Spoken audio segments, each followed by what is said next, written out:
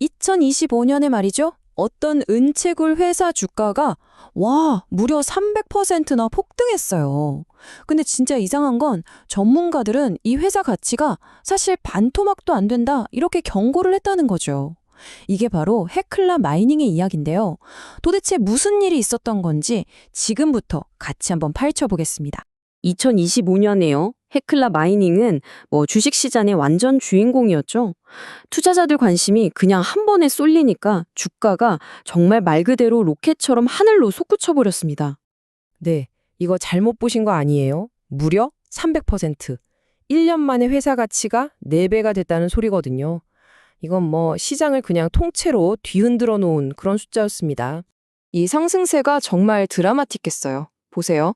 연초에는 5달러도 채 안 되던 주식이 연말 가니까 19달러를 훌쩍 넘어버린 거예요. 와, 1년도 안 돼서 거의 4배 가까이 뛰어오른 거죠. 근데 진짜 이상한 건 바로 이 부분이에요.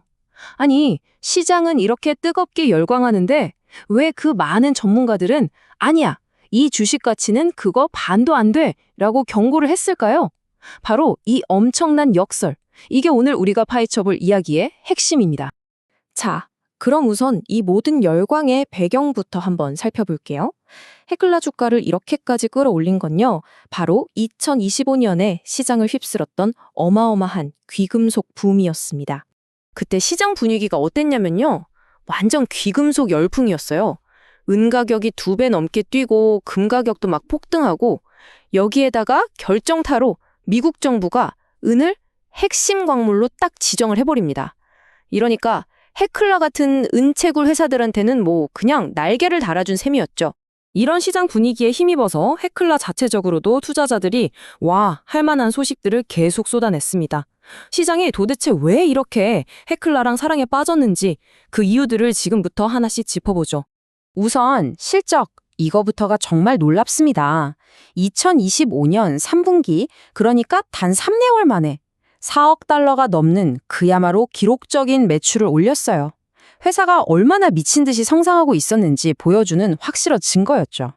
매출만 늘어난 게 아니에요. 순이익, 그러니까 진짜로 남는 돈도 1억 달러를 돌파하면서 이 회사가 얼마나 알짜로 돈을 벌고 있는지도 딱 보여줬죠. 근데 더 대단한 건 돈만 잘 번 게 아니라는 거예요. 빚도 엄청나게 갚았습니다. 보세요. 순 레버리지가 1.8배에서 0.3배로 뚝 떨어졌는데 이게 무슨 뜻이냐면 회사의 재정 상태가 아주 훨씬 더 튼튼하고 안정적으로 바뀌었다는 겁니다. 그리고 이런 성공이 그냥 서류상의 숫자에만 그친 게 아니었어요. 실제 채굴 현장에서도 새로운 고품위 금맥을 발견했다거나 기존 광산의 매장량을 더 늘렸다거나 이렇게 실질적인 성과가 계속해서 나와줬습니다. 결국 시장도 제대로 응답을 해줬죠. 권위 있는 S&P 미드캡 400 지수에 편입이 됐다는 거, 이건 헤클라가 이제 그냥 그런 회사가 아니라 시장의 주류 선수로 확실하게 인정받았다는 도장 꽝 찍어준 거나 마찬가지였습니다. 자, 어떠세요? 여기까지 들어보면 모든 게 완벽한 성공 스토리 같지 않나요? 근데요, 진짜 이야기는 이제부터입니다. 이 눈부신 성과 뒤에서 도대체 왜 전문가들은 고개를 갸웃거렸을까요? 이제 그 거대한 역설과 정면으로 마주할 시간입니다. 이 가격 차이를 한번 보세요. 시장에서는 주가가 19달러가 넘는데 전문가들이 보는 목표 주가는 기껏해야 11달러에서 15달러 수준이에요. 심지어 회사의 미래 현금 창출 능력을 가지고 아주 깐깐하게 계산하는 DCF 모델, 이걸로는 6, 7달러밖에 안 된다는 분석까지 나와요. 이 어마어마한 차이? 이걸 대체 어떻게 설명해야 할까요? 그래서 지금부터는 왜 이렇게 평가가 낮은 건지 그 근거들을 한번 찾아볼 겁니다. 그러니까 전문가들이 우려하는 그 숨겨진 위험 신호들, 이걸 하나씩 파헤쳐 보겠습니다. 주가가 얼마나 비싼지 보여주는 지표들을 좀 볼게요. 가장 대표적인 게 PE 비율, 주가 수익 비율인데 이게 무려 60배에 달해요. 이게 무슨 말이냐면 이 회사가 1년 동안 버는 돈의 60배 가격의 주식이 거래되고 있다는 뜻이에요. 이건 보통 아주 굉장히 비싸다고 보는 수준입니다. 내가 투자한 돈을 회수하는데 60년이 걸린다는 소리나 마찬가지거든요. 미래 성장 동력에도 약간의 물음표가 붙어 있어요. 기대를 한 몸에 받는 캐노힐 광산. 이거 본격적으로 생산하려면 2027년은 되어야 하거든요. 근데 그 사이에 주력 광산 중 하나인 카사 베라르디는 오히려 생산량이 줄어드는 공백기가 생길 수 있다는 거예요. 그럼 이 공백을 메우려면 당연히 또 어마어마한 돈을 쏟아 부어야겠죠. 그 밖에도 자잘한 위험 요소들이 더 있습니다. 주가 움직임이 시장 평균보다 훨씬 더 변덕스럽다는 점, 그리고 과거의 환경 규제 위반으로 벌금을 꽤 냈던 이력 같은 것들, 이런 것들도 전문가들이 그냥 지나치지 않고 주시하고 있는 부분들입니다. 결국 상황을 정리해보면 이렇습니다. 헤클라의 미래를 두고 정말 완전히 다른 두 개의 이야기가 팽팽하게 맞서고 있는 거죠. 한쪽은 눈부신 성장의 서사, 다른 한쪽은 위험천만한 거품의 서사, 이렇게요.